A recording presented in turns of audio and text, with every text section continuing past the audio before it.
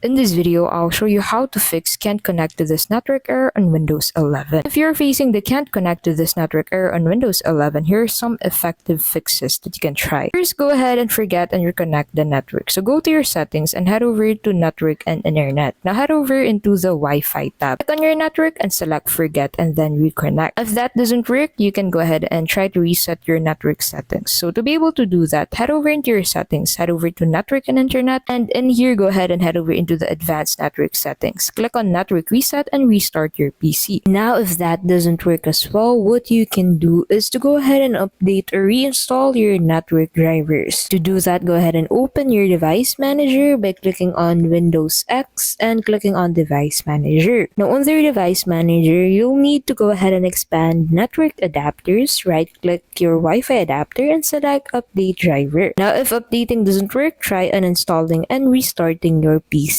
And that's basically how you can fix can't connect to this network on Windows 11. If this video helped you out, please don't forget to give this video a like, subscribe to the channel, and hit that notification bell to keep updated with our latest videos. Thank you so much for watching, and we'll see you in the next video.